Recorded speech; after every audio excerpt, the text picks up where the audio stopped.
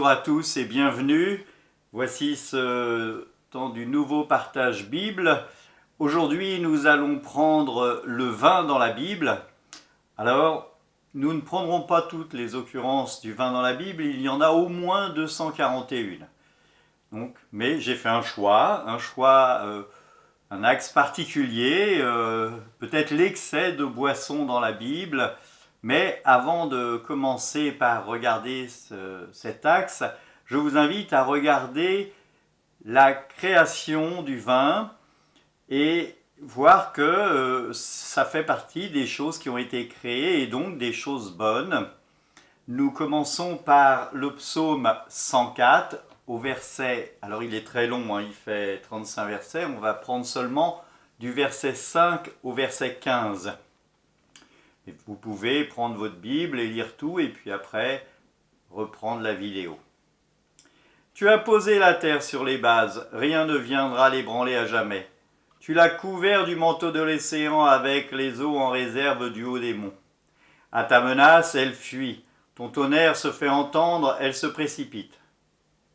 Elles gravissent les monts, descendent les vallées, courent au lieu que tu leur as indiqué.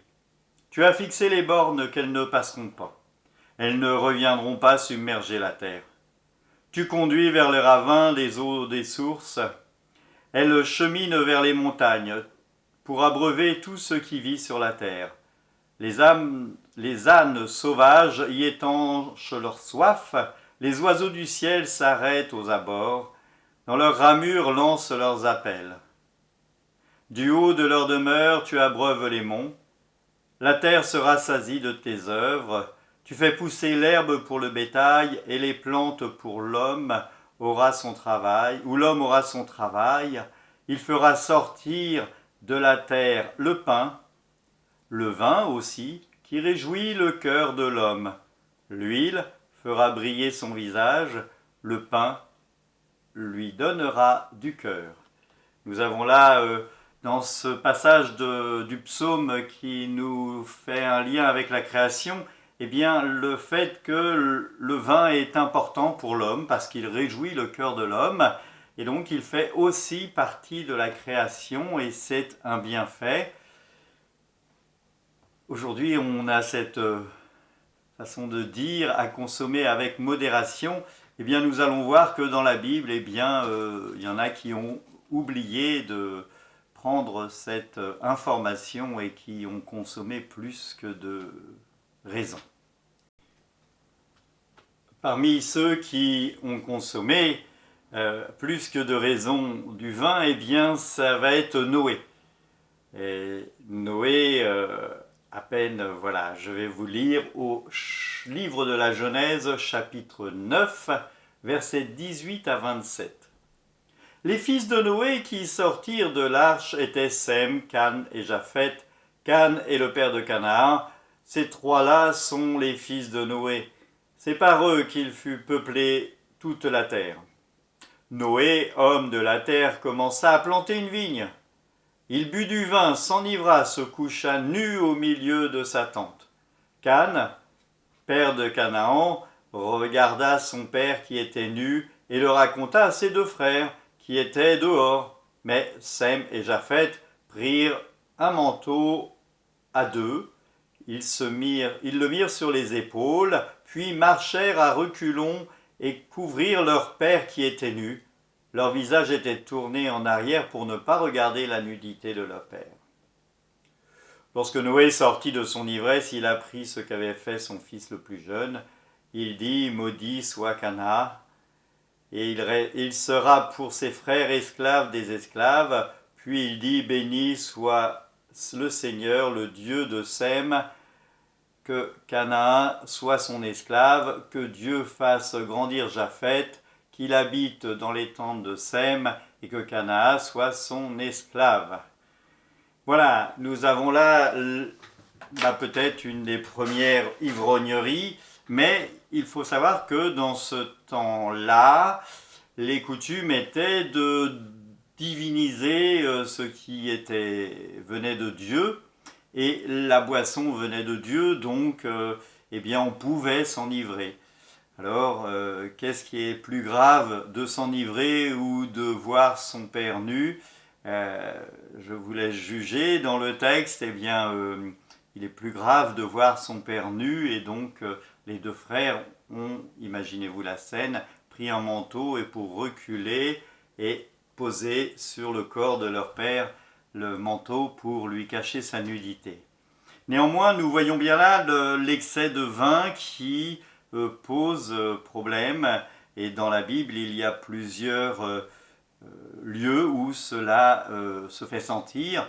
Si vous avez regardé la vidéo sur les repas, il y a dans le livre de Judith, eh bien, Holoferne qui boit plus que de raison et qui du coup eh bien, est enivré et oserais-je dire, se laisse couper la tête parce qu'il ne se rend plus compte de ce qui se passe. Alors, pour ceux qui n'ont pas vu la vidéo du repas dans la Bible, je vais vous mettre ici le lien.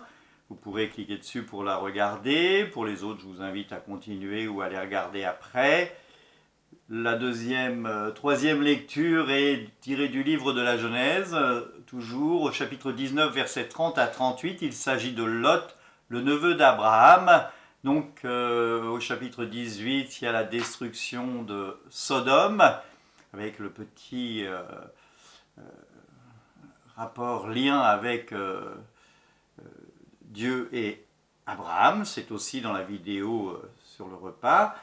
Et là, les filles de Lot pensent que tout est détruit. Ils ont vu Sodome, leur ville, détruite, et ils sont un peu désemparés et ils vont chercher une solution à leur questionnement qui n'est pas forcément très juste, mais je vous laisse en juger. De Soar, Lot vint s'établir dans la montagne avec ses deux filles, car elles ne se sentaient pas en sûreté à Soar. Il s'installa dans une grotte avec ses deux filles. L'aîné dit à la plus jeune, « Notre père est âgé, et il n'y a pas d'autre homme dans le pays pour s'unir à nous, car comme cela se fait partout. Faisons donc boire du vin à notre père, et couchons avec lui. Ainsi nous donnerons une descendance à notre père. » Elles enivrèrent leur père, et cette nuit-là, l'aîné s'en alla coucher avec son père. Lui ne se rendit compte de rien, ni quand elle se coucha, ni quand elle se leva. Le lendemain, l'aîné dit à la plus jeune, « Hier, j'ai couché avec mon père, enivrons-le cette nuit encore, et tu coucheras avec lui, ainsi nous donnerons une descendance à notre père. » Cette nuit-là encore, elles enivrèrent leur père, et le plus jeune vint coucher avec lui. Il ne se rendit compte de rien, ni quand elle se coucha, ni quand elle se leva. C'est ainsi que les deux filles de Lot furent enceintes de leur père. L'aînée enfanta un fils qu'elle appela Moab. C'est le père des Moabites qui existe encore aujourd'hui. La plus jeune enfanta un fils qui lui donna le nom de Benjamin. C'est le père des Ammonites qui existe encore aujourd'hui. Voilà, il n'est rien dit dans la Bible du ressentiment du père après cela.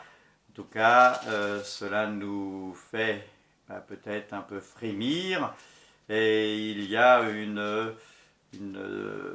un dédain pour les Ammonites et pour les Moabites dans la Bible vis-à-vis des Israélites. Et cela vient peut-être de ce passage. En tout cas, il y a cet excès de vin qui a été fait, et cela pose question et dans l'éthique et dans la morale ou la justice et la justesse de la réflexion, puisque on se rend compte qu'il y avait forcément d'autres hommes que leur père avec qui ils auraient pu avoir des enfants.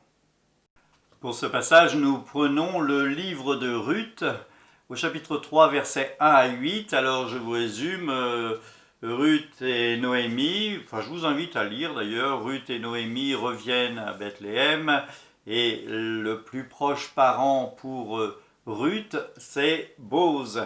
Et donc Noémie, la belle-mère de Ruth, va donner des conseils afin que Ruth puisse rencontrer Bose. Je commence. Noémie, sa belle-mère, lui dit, « Ma fille, je dois chercher à t'établir pour que tu sois heureuse.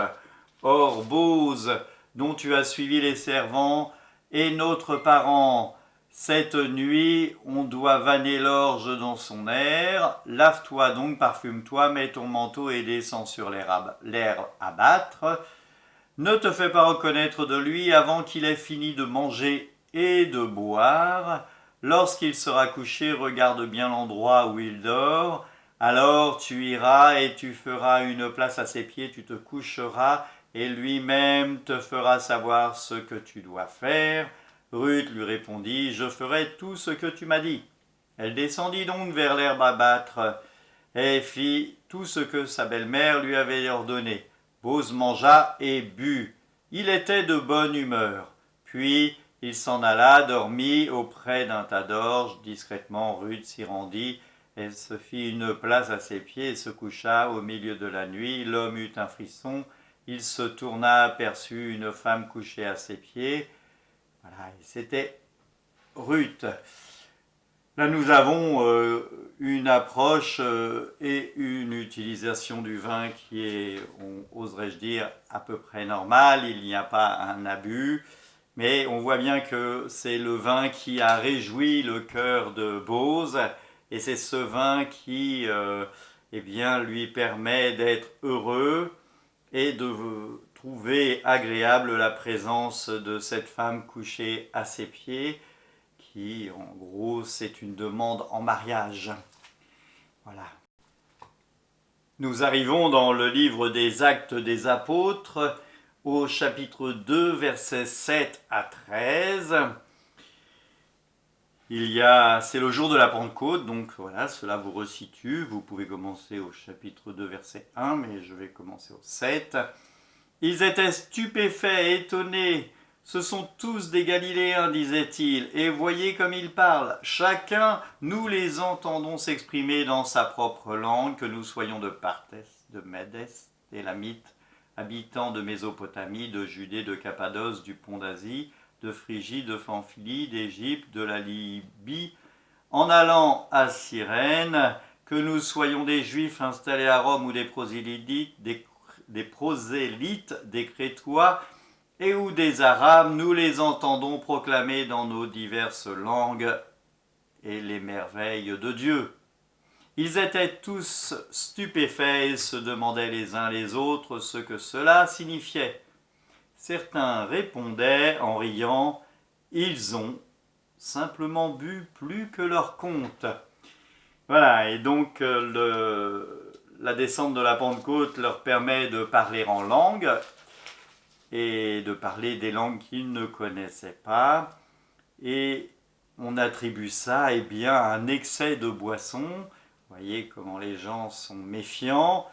Saint Pierre, dans son discours suivant, coupera l'herbe sous le pied en disant « Il est à peine 10 heures, ne pensez-vous pas qu'on a bu ?» Il n'est pas encore, même pas 9 heures du matin. Et c'est simplement ce qu'avait annoncé le prophète Joël. Voilà, donc il nous faut donc regarder l'annonce de la Pentecôte, non pas comme un excès de boisson, mais comme une présence réelle de l'Esprit Saint. Et pour finir, nous finissons sur un conseil. Dans le premier livre de Timothée, chapitre 3, versets 1 à 8, non, à 7, je lis, une chose est sûre, si quelqu'un aspire à la charge d'évêque, il poursuit un but très noble. Il faut donc que l'évêque soit sans reproche, homme d'une seule femme, chaste, maître de lui-même, correct, hospitalier, capable d'enseigner, pas un buveur ou un querelleur, mais un homme large d'esprit et pacifique, qui ne recherche pas l'argent, un homme qui dirige bien sa maison, dont les enfants obéissent et sont bien élevés. Car si quelqu'un ne sait pas mener sa maison, comment va-t-il prendre soin de l'Église de Dieu? Donc je me suis arrêté au verset 5. Donc là nous voyons que Saint Paul, dans la lettre au Timothée, insiste pour que le choix des épiscopes et des diacres soit irréprochable, et donc une vie saine sans excès de boisson.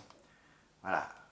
Ça ne veut pas dire qu'il ne faut pas boire de vin, mais ça veut surtout dire qu'il faut boire avec modération. Bien sûr, comme je vous l'ai dit au début, il y a d'autres occurrences du vin dans la Bible, entre autres bien sûr la scène, le repas eucharistique qui est à plusieurs reprises, et puis bien d'autres repas, rappelez-vous, puisque dans la Bible du repas on en parle.